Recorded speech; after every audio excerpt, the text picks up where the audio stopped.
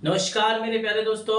आज आपका एक बार फिर से बहुत बहुत स्वागत है। तो दोस्तों, कल हम आपको भूकंपी तरंगे पढ़ा रहे थे, भूकंप के बारे में बता रहे थे। तो भूकंप क्या है? अच्छा, आप एक चीज नोटिस किए हैं भूकंप में भूकंप लोग अक्सर क्यों बोलते हैं कि आप किसी कोने में चले जाइए, या भूकंप रोधी घर कैसा होता है। देखिए, आप जो घर बनाते हैं ना भैया, भूकंप रोधी पहले क्या करते हैं, आप पहले नीचे गड्ढा खोद के उस पर कॉलम तैयार करते हैं ना। ठीक है, कॉलम तैयार करते हैं। फिर इसके बाद कॉलम तैयार करने के बाद मान लीजिए इस पे कॉलम तैयार हो गया। ठीक है, एक कॉलम, दो कॉलम, तीन कॉलम, चार कॉलम। ठीक है, ये भूकंपी। अब ध्यान दीजिएगा, कभी भी जो अब इसमें आप क्या करिएगा, इसमें मिट्टी उट्टी सब भर के ऐसा कर दीजिएगा ना। ठीक, ये भूकंपी रोधी नहीं घर है, उसके बारे में बता रहे हैं कि भूकंपी रोधी घर नहीं है। अब इसमें क्या करते हैं आप, इसी पे आप देखिए दीवार करके ऐसा ऐसा ईटा जोड़ते जाते हैं ना, इसी पे ईटा जोड़े जाएंगे। तो यही आपका भूकंप रोधी घर नहीं है। और जो भूकंप रोधी घर होगा भैया, जहां पे आप ये पिलर गाड़े हैं ना, पिलर के बाद यहां भी आप लेंटर कर दीजिए। लेंटर करने से क्या होगा, आपका पूरा घर इससे टच रहेगा। इसीलिए उसी को कहा जाता है भूकंप रोधी घर। जैसे ऊपर आप पूरा लेंटर कर दीजिए, अरे भैया पूरा लेंटर कर दीजिए, नीचे जमीन पे ही, जमीन पे आप फर्श बनाते हैं ईटी बालू से ना, या टाइल्स लगाते हैं फिर गिट्टी उट्टी से। तो लेकिन अगर आपको भूकंप रोधी जब घर बनता है तो उसी को पूरा लेंटर कर दिया जाता है, जैसे छत टाइप बना दिया जाएगा। अब छत में मान लीजिए भूकंप आएगा तो इतना पूरा जुड़ाव रहेगा, इससे पूरा हिलने में तो बहुत दिक्कत होगी। मतलब इतना तो आसान है नहीं कि हिला देगा।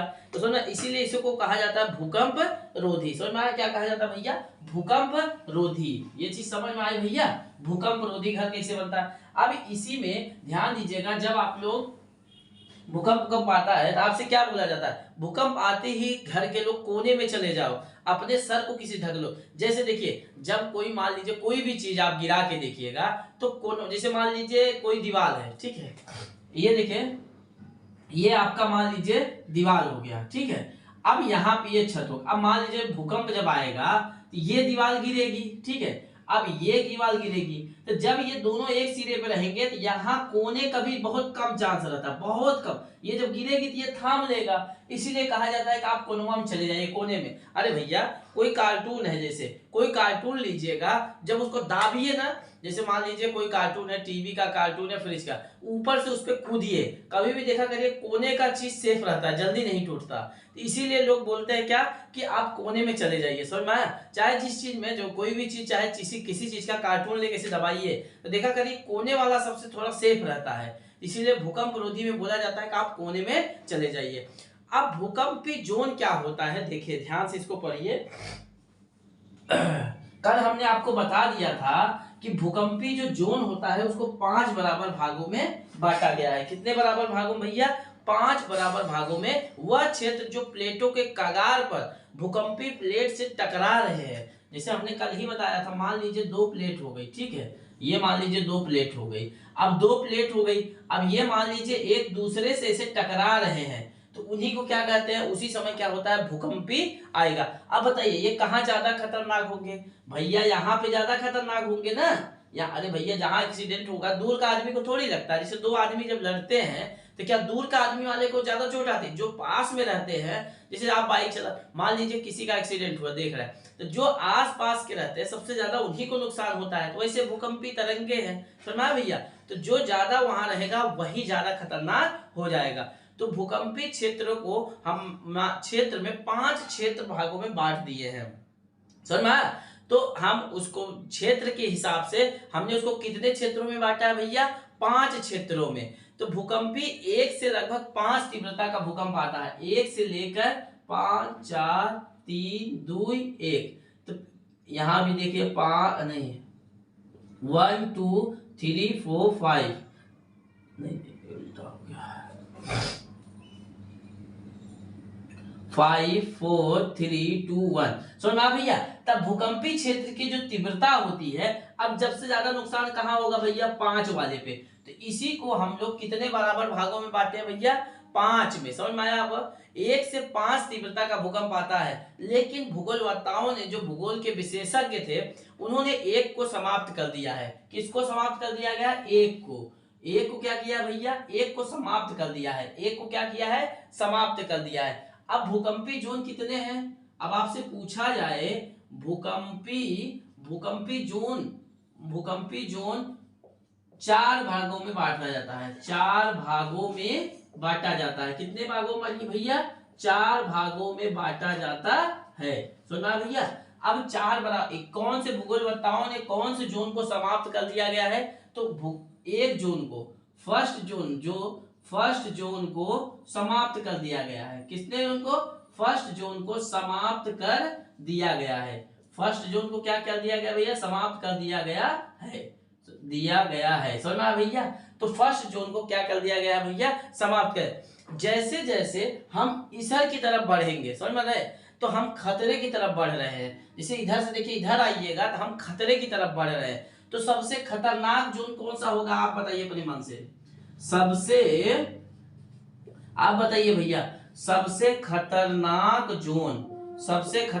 जोन क्या है भैया? 5। सबसे खतरनाक जोन कौन सा होगा? 5 ही होगा ना। सबसे खतरनाक जोन क्या है भैया? 5। उससे कम 4, उसके कम 3, इसके कम 2, तो 1 को तो समाप्ति कर देगा। समझ में आया भैया? जैसे ध्यान दीजिएगा, जब मैप में जाइएगा तो वहां देखा करिएगा, जो जापान है, जापान को भूकंपी क्षेत्र 5 में घोषित किया गया है। किसमें? 5 में। जितने भी हिमालय हैं, हिमालय को भी 5 में घोषित किया गया है। समझ में आया भैया? हिमालय को क्या किया गया है? 5 में। जैसे हमारा देश का कर्नाटक है, कर्नाटक में कभी भी, क्योंकि वो प्लेट के उधर नहीं है, कर्नाटक को 1 किया गया है। तो ऐसे ही जहां पे जिस हिसाब से भूकंप अधिक आते हैं उसी को 5 कहा जाता है, 5 भूकंपी जोन। जहां कम आते 1 से 2। समझ में आया आपको कि नहीं? ये चीजें समझ में आए भैया? ये पहला। अब भूकंपी का अध्ययन क्या कहा जाता है बताइए? भूकंपी का अध्ययन जो होता है सिस्मोलॉजी कहा जाता है। क्या कहा जाता है? भूकंपी का अध्ययन भूकंपी का अध्ययन किसे कहा जाता है भैया? अध्ययन सिस्मोलॉजी। समझ में आया भैया? इसको नोट कर लीजिएगा, बहुत पूछता है भैया क्वेश्चन में। सिस्मोलॉजी, भूकंप का अध्ययन जो होता है उसको क्या कहा जाता है भैया? सिस्मोलॉजी। भूकंप का अध्ययन क्या कहा जाता है? सिस्मोलॉजी। भूकंप को जिस ग्राफ पे दर्शाया जाता है उसे क्या कहा जाता है? सिस्मोग्राफ। भूकंप को, तीसरा देख लीजिए, भूकंप को जिस ग्राफ पे दर्शाया जाता है, भूकंप को जिस ग्राफ पे दर्शाया जाता है उसे सिस्मोग्राफ कहते हैं। क्या कहते हैं भैया? सिस्मोग्राफ। क्या कहते हैं भैया? सिस्मोग्राफ। सी से सिस्मोग्राफ बहुत पूछा जाता है भैया। भूकंपी का अध्ययन क्या कहा जाता है? सिस्मोलॉजी। अब भूकंप जिस ग्राफ पे दर्शाया जाता है उसे क्या कहा जाता है भैया? सिस्मोग्राफ। समझ में आया? अब देखिए, भूकंप को सिस्मोग्राफ पे दर्शाया जाता है कि जोन के बारे में। समझ में आया आपको? इसे मापने के लिए रिएक्टर स्केल का प्रयोग किया जाता है। ये तो जोन हो गए, लेकिन इसकी तीव्रता कल ही हमने आपको बताया था कितनी तेज आती है, इसके नापने के लिए भैया रिएक्टर स्केल का प्रयोग किया जाता है। जोन समझ में आया? जोन भैया कौन ज्यादा खतरनाक है, ये मतलब बदलता नहीं। जैसे भाई जापान में है, जापान 5 में, सबसे ज्यादा भूकंप वहीं आते हैं। हमारा कर्नाटक, वहां भूकंप नहीं आएगा। तो जहां पे जिस हिसाब से रहता है, जैसे उत्तराखंड देखिए, नदी पहाड़ है तो वहां हिमालय ऑटोमेटिक आता रहता है। तो जिस हिसाब से जहां पे रिएक्टर भूकंपी जोन जो होता है, भूकंपों का अध्ययन जो होता है सिस्मोलॉजी, ये जोन को बताता है। और जो भूकंप की तीव्रता होती है इसको रिएक्टर स्केल में बांटा जाता है। इसको नोट करिए, तब उसके बाद चलते हैं।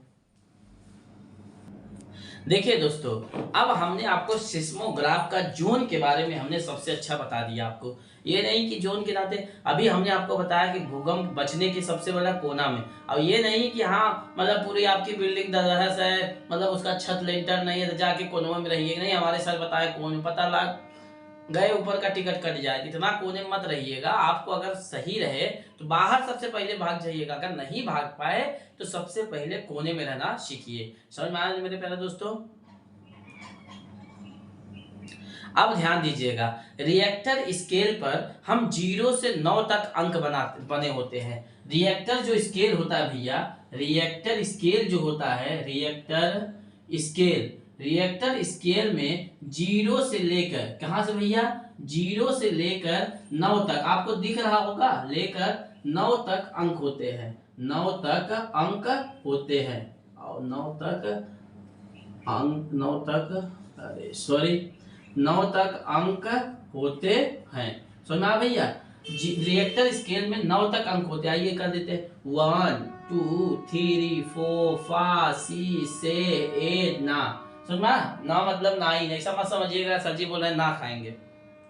तो ये क्या हुआ भैया, रिएक्टर स्केल जो होता है 0 से लेके शुरुआत 9 तक होती है। कहां तक होती है मेरे प्यारे दोस्तों? 9 तक होती है। अच्छा बताइए, अब इसमें सबसे ज्यादा खतरनाक कहाँ होता होगा? सबसे अधिक खतरनाक तो जहां कभी आया भी नहीं, तो 9 आपको दिख रहा होगा, ये क्या है भैया? खतरनाक। अब आप सोचिएगा कि जैसे ध्यान दीजिएगा, मेन सब्जेक्ट वाले ये समझिए कि जो होती है प्रत्येक संख्या अपनी पहली वाली संख्या से जो होती है, ध्यान दीजिएगा इसको, प्रत्येक संख्या जो होती है, प्रत्येक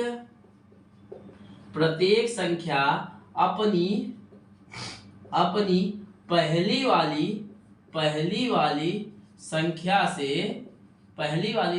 से 10 गुनी खतरनाक होती है। कितना भैया? 10 गुनी खतरनाक होती है। ये मत समझिएगा भैया, जैसे ध्यान दीजिएगा 1 से 2 आ रहा है ना, तो ये मत समझिएगा 1 से 2, अगर 1 से 2 हो रहा है तो समझिएगा कि 10 गुना खतरनाक हो रहा है भैया।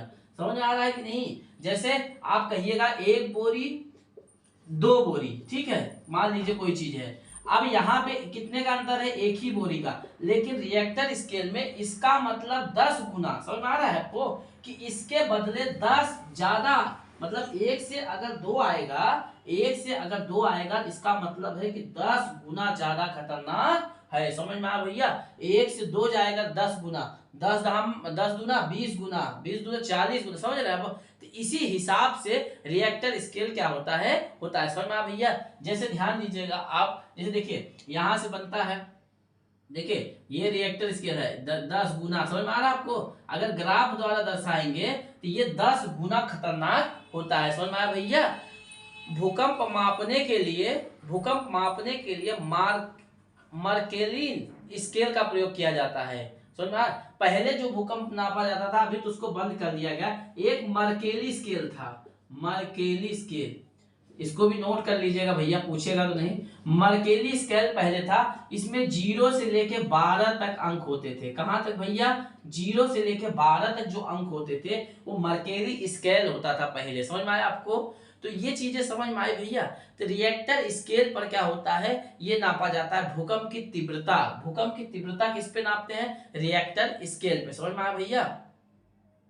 अब ध्यान दीजिएगा, इसमें 7 तीव्रता, एक नोट करके लिख लीजिएगा, 7 तीव्रता, 7 जो तीव्रता होता है वो ज्यादा खतरनाक होता है। क्या होता है भैया? ज्यादा खतरनाक होता है, होता है। तो 7 तीव्रता वाला ज्यादा खतरनाक होता है। कितने खतरनाक वाला भैया? यहाँ जो है 7 वाला, ये बहुत ज्यादा खतरनाक होता है। समझ में आया भैया? ये जो होती है, ध्यान दीजिएगा, तो जब ये मतलब ये जो भूकंपी तीव्रता होती है, तो भूकंप की तीव्रता नापने के लिए रिएक्टर स्केल का प्रयोग किया जाता है। किसका भैया? रिएक्टर स्केल का प्रयोग किया जाता है। अब भूकंपी जोन नापने के लिए सिस्मोग्राफ का प्रयोग किया है। किस रिएक्टर स्केल की तीव्रता सबसे अधिक होती है? तो 7। मर्केली स्केल में कितने जोन होते थे, कितने तीव्रता होती थी? 0 से लेके 12 तक। समझना? भूकंपी जोन जो थे कितने जोनों में बांटा गया है? तो 5। सबसे खतरनाक भूकंप क्या है? 5। सबसे कम कितना है? 1। तो कौन से भूकंपी जोन को समाप्त कर दिया गया है? तो 1 को समाप्त कर दिया गया। समझ में आ रहा भैया? तो रिएक्टर स्केल पे कितने अंक से शुरू होता है? 0 से लेके 9 तक। कौन सा भूकंपी रिएक्टर स्केल सबसे ज्यादा खतरनाक होता है? तो 7 वाला। समझ में आया भैया? तो ये होता है। अभी देखिएगा, सबसे पहले ना जानवरों को मतलब एहसास होता है। जैसे कि आप अगर पढ़े होंगे तो जो चींटी होती है, इनको सबसे पहले भूकंप का एहसास होता है।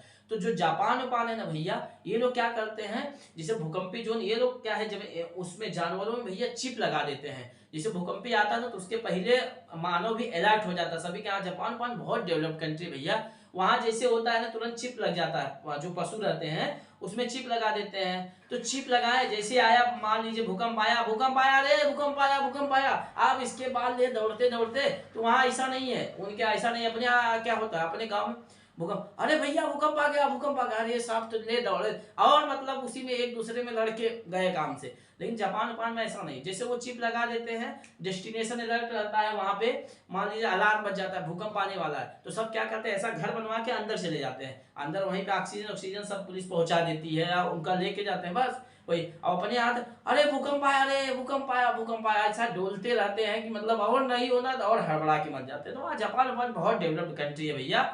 तो आज देखिए हमने भूकंप के बारे में हमने आपको ये सब चीजें समझा दिया। मिलते हैं नेक्स्ट क्लास में नई ऊर्जा नई एनर्जी के साथ दोस्तों।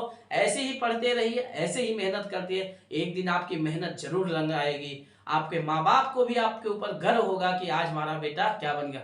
हर आदमी ध्यान दीजिएगा, हर लड़का जो पढ़ता है अपने माँ बाप के चेहरे की खुशी के लिए, अगर आपकी वजह से उनके चेहरे पे खुशी आ रही है तो जीवन का सबसे बड़ा पुण्य का काम वही है।